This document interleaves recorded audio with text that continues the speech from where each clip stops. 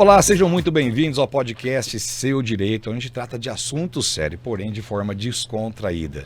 Hoje nós vamos falar sobre isso aqui, lançamento de um livro sobre direito imobiliário. Nós vamos falar também sobre locação de imóveis, que é um livro dirigido não só para advogados, para corretores, proprietários e também inquilinos. Uma linguagem simples, didática, que leva você ao conhecimento profundamente daquilo que se trata no dia a dia da relação entre as pessoas que têm um imóvel e que também colocam esse imóvel para renda. E para conversar sobre esse assunto, é claro, os autores do livro, o João Carlos Borda e o Luiz Felipe Arcângelo. E aí nós vamos falar um pouco sobre isso de forma descontraída, como eu disse para vocês. Lembrando que você pode acessar o nosso canal no YouTube e assistir todos os podcasts que já estão lá. São mais de 10 episódios à sua disposição, de todo tipo de conteúdo, direito penal, direito imobiliário agora, direito previdenciário, trabalhista, enfim, você vai gostar do conteúdo, eu tenho certeza. Bom, vamos começar aqui falando sobre essa dupla de escritores, porque não é o primeiro livro, não é verdade? Sim. Como é que é? Conta aí pra gente, Arcângelo, qual que é a obra que você já teve, foi Quanto Vale uma Pessoa, isso, Exato, né? Exatamente. Maravilha, conta um pouquinho dessas duas obras pra gente, por favor. Combinado. Hilário, primeiro, muito obrigado pela oportunidade de falar aqui no seu podcast aqui da UAB, é uma honra para nós, né, Borda? E de fato, assim, o Borda tem acreditado nas minhas propostas aí, né, nos meus projetos.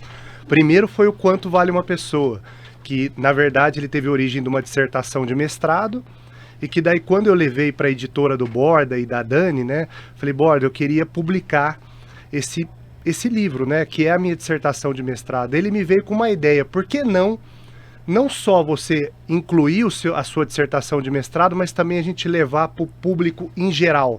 Também temas como violação aos direitos humanos, né, violência doméstica, racismo, bullying, tudo que nós tratamos no primeiro livro. Agora esse, Hilário, dentro da minha atuação, que é a advocacia do dia a dia para corretores de imóveis, imobiliárias, que eu tenho levado aí como um propósito de vida no meu trabalho, eu também levei para o Borda. Num primeiro momento o Borda falou, não, Luiz, mas é um livro de direito. Eu falei, Borda, mas não é isso que eu quero. Eu quero que a gente leve nesse livro uma linguagem diferente do que tem no mercado, que seja algo claro e acessível para o corretor, para o proprietário, para o inquilino. Daí ele topou logo. E é uma tendência do direito, né, Hilário? Que é uma tendência do direito que a linguagem hoje, ela seja acessível ao cidadão, né? Porque nós sabemos que o advogado, ele tem mania de falar para o outro advogado e de escrever para o outro advogado. Mas o advogado, ele é criado, né? Aliás, você me lembrar de uma coisa, que quando eu estava na faculdade, gente, eu tinha uma aula, tinha um curso, tinha uma disciplina de linguagem jurídica, quer dizer, as pessoas ensinavam a gente a falar de uma forma diferente. Né? A ideia era complicar do que simplificar. Complicar e simplificar. Mas beleza. Borda, você já é o quinto livro ou sexto? Quinto livro. Quinto livro, né? E aí, qual foi a experiência de entrar nessa... Eu sei que você é advogada, fez direito, que eu sei, te acompanho. A gente foi junto, viu, pro Voluntário Sertão, com esse Borda já faz tempo. E aí, Borda, como é que foi entrar nessa questão do direito imobiliário e escrever junto com o Arcângelo esse É muito interessante, é um desafio, e isso está muito ligado ao meu papel como jornalista, que é de transformar aquelas coisas complicadas em algo acessível, que as pessoas possam compreender. Então, quando o Dr. Luiz Felipe me trouxe essa ideia, eu abracei exatamente por essa perspectiva. Pegar, por exemplo, a lei do inquilinato, extremamente complexa, e transformá-la numa compreensão mais abrangente e popular, sem perder a essência, porque, às vezes, esse reducionismo pode tornar, né, Luiz, que era a nossa preocupação, algo empobrecido, algo sem substância, né? Sim. Não, nós conseguimos fazer essa transposição. É aí que entrou o jornalista na obra? É, exatamente, é esse o olhar do jornalista, porque por mais que você simplifique as coisas, você não pode torná-las pobres, né? Então vem, por exemplo, a minha experiência como repórter cobrindo essa área de pesquisa. Você tem lá um pesquisador 30 anos se dedicando a um estudo e vem o repórter em 5 minutos e destrói o trabalho do cara ali por querer fazer a coisa simples. Então não pode ser pobre, tem que ser simples, mas não pode ser pobre. Bom, vamos pensar nesse momento que a gente está vivendo, Luiz, sobre essa questão de inflação, né? Quer dizer, a gente vive um momento, aí tem reunião de Copom, vai taxa de juros para lá, o pessoal para de investir no mercado imobiliário, vai para ações, depois renda fixa, mas tem um índice que é o IGPM que acaba regendo praticamente quase todos os contratos, né?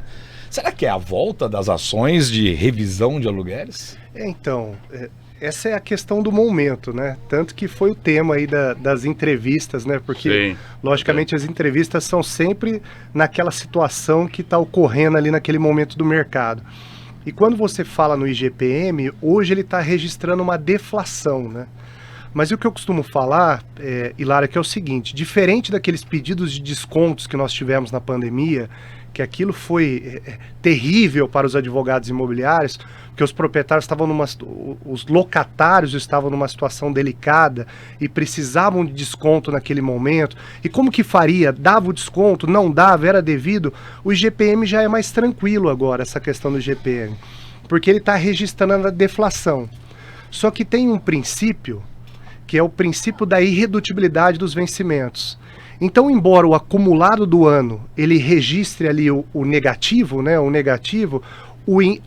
o aluguel ele deve ser mantido e não reduzido em razão desse princípio. Então, com isso, você resolve essa questão que está acontecendo. Não que os locadores, para aqueles locatários, que são aqueles locatários que pagam pontualmente os seus aluguéis, cuidam do imóvel como se fossem seu, não deva talvez ali nesse momento olhar para aquele contrato e falar, por que não fazer alguma coisa pelo locatário? Mas o locador não é obrigado nesse momento, em razão desse princípio, de reduzir o aluguel, tá? E outra coisa, na pandemia, Hilário, os índices foram alterados muito, porque o IGPM chegou a 37% na pandemia, e agora a deflação, menos 5%. O que aconteceu na pandemia? Os índices foram substituídos pelo IPCA. Então, mesmo agora o IGPM dando essa deflação, né, o acumulado chegando a essa deflação, muitos contratos já foram alterados pelo IPCA. Tá. Eu vou perguntar uma coisa pro Borda, né? Para quem não sabe, o Borda é um jornalista investigativo, né? Ele está sempre ali buscando questões que são polêmicas, né? E trabalhou em vários canais de conteúdos nacionais e internacionais. Eu não posso deixar de fazer essa pergunta, né? Durante essa conversa com o Arcângelo, na construção desse livro, fraudes, você que é bom nessa parte de direito criminal aí, e eu quero pegar essas duas pegadas. O que você enxergou que acontece nesse mercado? Perfeito. Então, nós encontramos um tema que é muito interessante e que cada vez é mais preocupante no Brasil, que é em relação às fraudes imobiliárias. Sobretudo agora nesse período de dezembro, em que você tem aluguéis por temporada em praias, por exemplo. E aí as pessoas acabam sendo enganadas por essas quadrilhas, pagam antecipadamente por imóveis e quando chegam lá na praia, nem a praia existe. Então, isso tem acontecido de uma forma repetitiva. Imagina a decepção. Falando desses imóveis de temporada, Arcângelo. E a segurança das pessoas que locam, como é a retomada desse imóvel, como é que é os cuidados. Gente, a pessoa que vai, aqui é importante para você, né? Que, claro, todo mundo quer viajar. Hoje tem Airbnb, tem Quinto Andar, tem um monte de aplicativos aí de locação. Muita gente fazendo locação por conta própria, né? E aí tem aqueles problemas recorrentes que sempre tem. Quais são os cuidados, né, para as pessoas que vão locar esses imóveis, para aquelas pessoas que têm um imóvel e vai dar em locação, e também para escapar dessas fraudes nesses contratos por temporada? É interessante, e vai na questão da praia do Borda aqui, que as pessoas, o que acontece? Você bem falou aqui, Lara, da questão do aplicativo, né? Quando a locação se dá através do aplicativo, em tese, esses aplicativos mais conhecidos, é muito difícil dar problema, né? Ali os problemas costumam não ocorrer. O problema é que na hora que ela está fazendo pelo aplicativo, para pagar um valor menor, né, ela costuma desviar e querer fazer diretamente. Aquela esperteza, aquela vontade de pagar menos, né? Sair daquilo que foi testado e validado. Exatamente. Né? Daí ela vai naquele terceiro, que é justamente o estelionatário, né? O que comete a fraude, e ele pega ali, enrola aquela pessoa, e um indício grande, né, Borda, que tem é o valor abaixo do mercado, né, o maior indício veemente de fraude, né? Isso é sedutor, e essa pessoa, esse terceiro, que é o corretor fake, o proprietário fake, ele pede um adiantamento. olha, você quer o imóvel, mas tem muitas pessoas que estão interessadas. Então eu preciso de um adiantamento.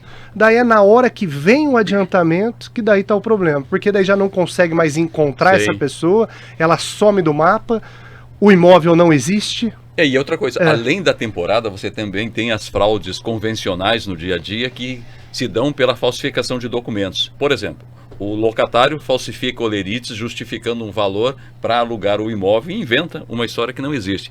O locador, muitas vezes, é um sujeito que está fraudando com documentos falsos. A gente tem exemplos de escrituras que não existem, mas que chegam às mãos de um interessado de uma forma convincente. Então o sujeito pensa, se eu tenho a escritura na mão, o imóvel existe, enfim, está regulamentado, vou pagar as parcelas antecipadas para ficar com esse imóvel. Uma curiosidade, esses aplicativos, eles fazem a checagem de imóveis, existência desse imóvel, porque eles fazem uma fotografia do imóvel em loco antes da locação, né?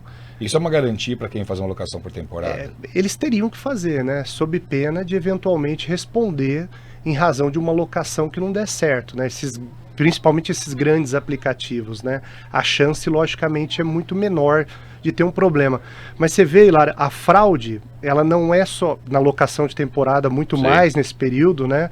Nós levantamos alguns números, altos números de fraude, mas na locação do dia a dia também, uma outra fraude que tem é o fiador falso. O locatário, ele vai, vê no jornal, paga uma pessoa lá para ser fiadora dela, ela vem com o documento autenticado, com matrícula, tudo bonitinho, você consulta o nome, naquele momento não tem nada, depois o locatário passa a não pagar o aluguel, numa nova consulta já tem processo do estado de São Paulo inteiro. Vamos falar já sobre essa questão de segurança, mas já quero falar desse negócio, gente, Deus Zebra. Deus Zebra é o capítulo 5 do livro aqui, olha, que eles estão lançando, né? Que é a locação de imóveis para corretores, proprietários e inquilinos. E no capítulo 5, vocês falaram assim, gente, Deus Zebra. E aí, conta pra gente que zebra é essa? Então, muitas vezes, o locatário, na ansiedade de alugar um imóvel, porque essa tensão é mais do locatário do que propriamente do locador. Então ele vai, pega um imóvel e não checa as situações. E quando entra nesse imóvel, lá tem uma feira livre que funciona às 5 horas da manhã na frente do prédio dele. Eu lembro muito bem que dizia o Mário Covas, ele dizia o seguinte, todo mundo gosta de feira livre e de cadeia, bem longe de onde mora.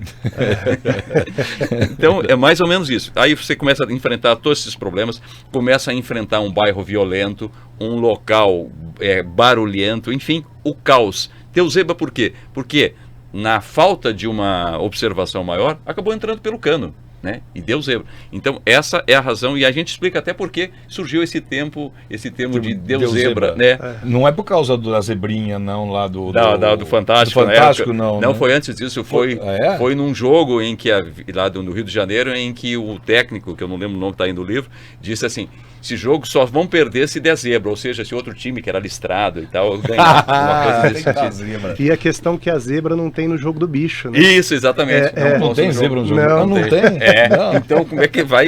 Aí deu zebra, por quê? Não tem no jogo do... no meu livro Louco para Aposentar, tem um capítulo que eu falo do jogo do bicho, né? Sim. É porque a gente fala das pessoas que são prudentes, que é aquelas pessoas que se organizam para o futuro, e aquelas pessoas que são míopes porque não enxergam o futuro, né? E a minha avó era uma míope, né, social, porque ela jogava no bicho e ela acordava e ela jogava no que ela sonhou. Só que ela falava que não podia passar a mão no cabelo, senão ela esquecia o sonho. E quando ela não sonhava, eu falei, bom, quando você não sonha? Eu falei, eu olho pra nuvem, vejo um animal e jogo. Eu falei, quando não tem nuvem? Eu falei assim, aí quando eu ganho. Muito bom. Legal. Boa história. Mas não sobrou pra Previdência. Até o jogo do bicho tem uma história interessante, abrindo parênteses, como é que surge o jogo do bicho no Brasil. Na verdade, era um sujeito muito rico do Rio de Janeiro que mantinha um zoológico, um aristocrata, e lá pelas tantas, ele começou a enfrentar uma crise e não tinha mais como sustentar aqueles bichos. E aí pediu que as pessoas colaborassem escolhendo cada bicho de forma adotiva. Eu vou ajudar o macaco, eu vou ajudar o elefante. Os caras viram naquilo uma forma de fazer um jogo do bicho. Aí, tá legal, vendo? você vê? Minha avó jogava na cobra que eu não saia com os amigos. Falando em cobra, saia com os amigos, falando de coisa aí que pode dar zebra. Garantia, né? Hoje tem seguro, título de capitalização, fiador, imóvel de garantia real. O que está rolando falando hoje? Qual que você acha que vai ser a tendência para o futuro de garantia? Hoje a tendência, principalmente, são que a gente fala das novas garantias, né, Hilário? Hoje tem locação através do cartão de crédito, né? Então a pessoa tem condições de chegar ali na imobiliária, ela só com um documento dela, um RG e com uma fatura do cartão de crédito, em 15 minutos ela está aprovada por conta dessa utilização das grandes redes de cartão de crédito. Então, 15 minutos ela está aprovada. Se a imobiliária tiver a vistoria pronta do imóvel, ela tem condições de soltar o contrato de locação no mesmo dia. Explica pra gente, o que fica de garantia? Ela deixa igual na locação de carro, que você deixa ali uma caução? Olha como se dá na prática, né? Essa locação através do cartão de crédito são empresas, tem uma que é a principal, que deu início nisso, né? Então você paga ali em torno de 10% do valor do aluguel para ela por mês, e ela funciona como uma fiadora do contrato de locação. Ela não é seguro-fiança, não é seguradora. Ela é uma fiadora daquele contrato de locação. Então ela garante até 30 vezes o valor do aluguel. Então o fiador, ele é de graça, por isso é o mais utilizado. Só que é burocrático, né? E tem um custo de 10% a mais, né? Nesse caso da locação através do cartão de crédito tem um custo de 10% a mais, mas também não precisa pedir para ninguém ser seu fiador e nada hoje mais. Ninguém mais quer também ser fiador. Ninguém quer ser mais fiador. Hoje tem um único imóvel e o Supremo já decidiu em plenário sobre isso. Você perde o seu imóvel mesmo que for o único imóvel.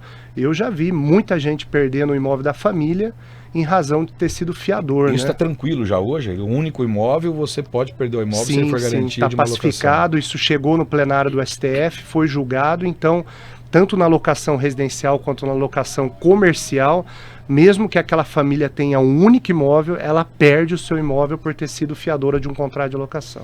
Tá vendo, ó? Quando a mulher fala assim, olha o que você tá fazendo, você vai ser fiador do cara, nossa casa. Ou o homem fala pra mulher, olha, toma cuidado, né? Então, tá vendo, né? É verdade, isso tá acontecendo, né? Vamos lá, o Borda, conta pra gente aqui, eu quero saber, você que tá nessa área de redação, enfim, tem experiência nisso. O quanto que essa questão da inteligência artificial, você pode fazer um contrato hoje pelo chat GPT, né? Sim. Vocês abordaram alguma coisa a respeito disso no livro? Não? Nós temos um capítulo longo reservado ao VisualLaw. O VisualLaw é um recurso de design que faz uma substituição de uma forma muito mais clara em relação àqueles contratos convencionais, complexos e nem sempre inteligíveis. Então, o VisualLaw é esquemático. A grosso modo é como se fosse a tela de um computador. Você tem lá as partes citadas, os objetos ali em discussão, enfim, e as cláusulas contratuais. Ele não é algo para ser bonito. O VisualLaw não surgiu para esteticamente seduzir as partes. Mas acaba ficando bonito. Fica bonito. Porque você pode fazer balãozinho, você pode fazer quadradinho, você não pode fazer pirraça, não pode fazer zoeira, mas você pode trabalhar com esses recursos gráficos para dar ao VisualLaw uma identificação mais clara. E tanto é que nós contamos aí no livro que depois que o VisualLaw foi adotado por uma grande construtora brasileira, a judicialização de contratos caiu muito, porque as partes ficaram mais claras na compreensão disso. Então, isso é um recurso. E dentro do que você falou, com certeza, aos poucos, o direito extremamente conservador vai se inclinando para essa perspectiva de inovação, né? Então o VisualLaw já é um primeiro passo que o CNJ aceita e recomenda, e aí a gente vai ter no futuro o chat já faz ali o texto de contrato, e além disso, né, Luiz, nós trazemos no livro uma relação de contratos e procurações. Inclusive, né? A gente quis entregar também no livro, né, Hilário? Então o que nós fizemos para ter essa entrega também, as pessoas comprarem?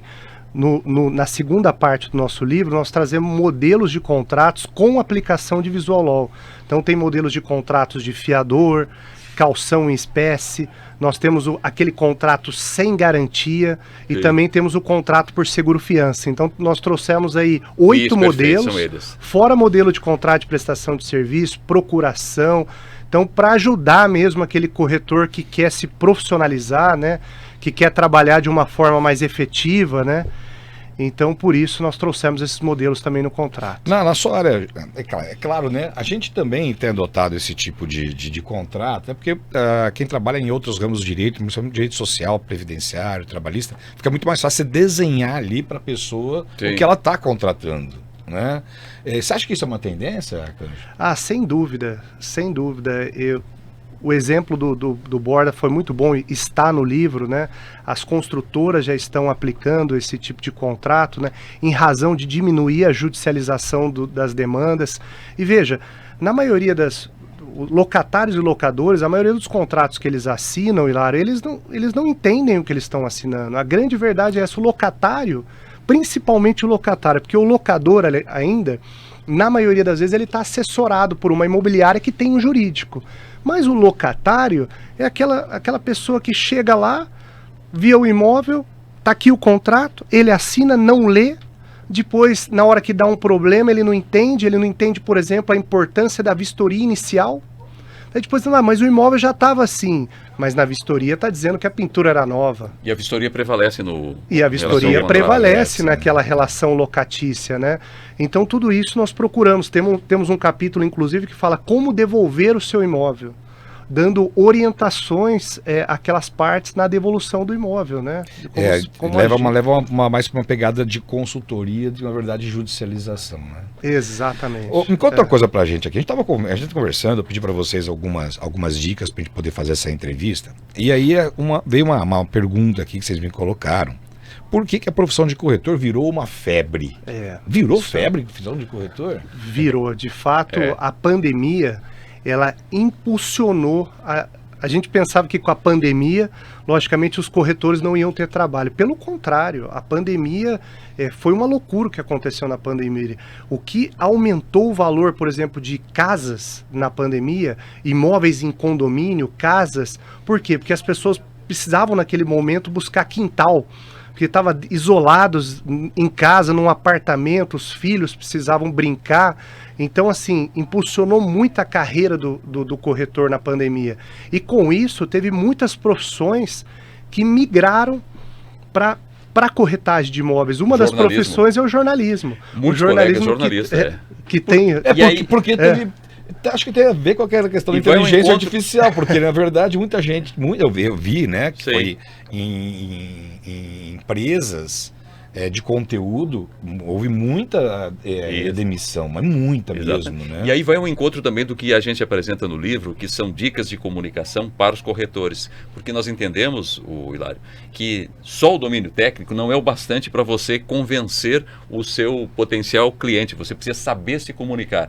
E por mais que comunicação seja algo inerente à natureza humana, parece que pela tecnologia nós perdemos um pouco isso. O que nós temos hoje é muita informação, mas não necessariamente o processo comunicacional. A gente não consegue olhar nos olhos e não consegue persuadir muitas vezes. Então lá no livro nós mostramos um caminho que os corretores podem usar para se equiparem com essa potencialidade de comunicação. Daí se explica o porquê de jornalistas começarem a partir para essa área, porque eles pensam, se eu consigo falar, se eu consigo ser claro na minha comunicação, provavelmente eu vou ser um bom corretor. E a experiência está mostrando que sim. Sim, exatamente. Tem a parte de comunicação, agora precisa da parte do direito também, né? E uma outra questão legal aqui para a gente trazer, Hilário, é a questão do corretor entender também que ele não só aluga e vende um imóvel, ele tem uma responsabilidade sobre essa negociação.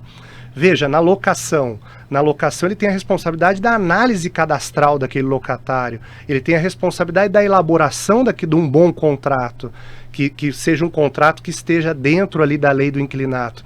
Ele tem a responsabilidade de fazer uma boa vistoria inicial. E na venda também, todas aquelas certidões, matrícula, trazendo segurança sob pena de ele responder se o cliente tiver prejuízo. E tem muito corretor que responde de forma cível, isso está no Código Civil, no artigo 723, por conta da sua atuação. Então ele precisa não só se comunicar, mas ele precisa entender um pouco de direito também. Aquela escalada do cliente, né? da conscientização do problema para que ele procure uma solução. Aí ele tem o serviço e o produto adequado para que então esse cliente se efetive. Porque a gente verifica também, e há muita reclamação de ambas as partes, né? Em que algumas vezes não vou falar dos corretores, mas as imobiliárias, às vezes, elas ficam meras recebedoras de aluguel sem todos esses cuidados que você está referindo. Exato. Né? Só um exemplo, por exemplo. A imobiliária está administrando um imóvel. e está tendo recebimento do aluguel, ela não tem que só acompanhar o recebimento do aluguel, ela tem que intermediar a questão dos reparos, as manutenções, e não só isso. Nós já pegamos alguns casos de o contrato está com o aluguel em dia, mas quase 2 anos de condomínio sem pagar. Cadê a gestão da imobiliária Exato. no acompanhamento do pagamento das obrigações acessórias? Não é só receber o boleto, gera boleto e paga boleto. Mas e o condomínio? Tem condomínios que são caríssimos, né, Borda? Imagina R$2.000 de condomínio por mês, 2 anos sem pagar. O valor que isso vai gerar. E quem que é responsável pelo pagamento da taxa condominial? É o condômino, é o locador. Daí ele vai ter que arcar com aquele prejuízo para depois cobrar do locatário, mas já virou uma dor de cabeça enorme para ele, né, Hilário? E a gente está concluindo aqui nosso tempo. Eu vou pedir para vocês dar as considerações finais, mas eu gostaria que você colocasse nas suas considerações finais alguma coisa sobre pets nos condomínios, né? Pets nos imóveis, né? Perfeito. Como é que funciona isso? Então a gente vai entregar para vocês aqui, terminando o nosso assunto de hoje, com as palavras finais aqui, tanto do Luiz Felipe Arcângelo como do João Carlos Borda, abordando também essa questão dos pets. Vamos lá. Vamos lá. Primeiro, muito obrigado mais uma vez, Hilário, pela oportunidade. Nós estamos muito felizes com o lançamento dessa obra. O lançamento foi incrível, né? Nós tivemos muitas pessoas nos prestigiando lá no nosso lançamento e foi de fato um projeto muito trabalhado no dia a dia ali, né, Borda? Nós tivemos muitas reuniões, fechamento de capítulo, não ficou bom, vamos dar início novamente, precisa de mais, precisa de menos, então até a gente conseguir chegar nesse livro que nós entendemos que nós conseguimos ali trazer de forma clara, compreensível para corretores, proprietários e inquilinos e para todos aqueles que operam no mercado imobiliário. Sobre a questão de pets hoje, Hilário, que você pediu para colocar nessa consideração... Não pode pôr cavalo na casa. Tem uma foto até na internet de um cavalo dentro do apartamento, né? Hoje os pets, nós sabemos que são filhos, né? As pessoas têm um carinho enorme pelos animais, né? E não há como condomínio proibir que haja um pet no apartamento, na casa, quer seja ali, porque de fato não há essa proibição. Isso é muito claro por parte do entendimento, por parte dos tribunais. Mas, logicamente, aquele dono do pet, ele tem que, dentro ali do seu dia a dia, logicamente, não trazer nenhum risco à saúde dos demais moradores por conta de ter aquele pet. Por exemplo, ter 20 gatos num apartamento, né? Talvez ali vai trazer uma falta de segurança ali, com relação à saúde dos demais vizinhos e tudo mais. Então, tem que ter o pet. Eu mesmo adoro animais, né? Adoro cachorros, mas, logicamente, desde que respeite ali, e, logicamente, o condomínio no seu dia a dia, ele vai ter uma tratativa ali do jeito que deve ser conduzido os animais ali dentro daquele condomínio, mas não pode... que fique claro, haver proibição, né? O locador, ele pode, logicamente, tem alguns locadores, não quero animais no meu apartamento, né? Porque ele entende que traz algum problema para ele ali naquele momento. Só que ele tem que ter muito cuidado com relação a isso, para que não haja problemas para ele também, tá? Borda? Perfeito. Quero agradecer a oportunidade, Bock. Eu acho que a conversa foi muito boa, rica, muito interessante. Parabéns. Mandou bem pra caramba. Tamo junto aqui, aprendendo com o Borda aqui, viu, gente? Olha, eu quero agradecer também a sua presença aqui no nosso podcast Seu Direito e convido você novamente a conhecer todo o conteúdo no nosso canal do YouTube.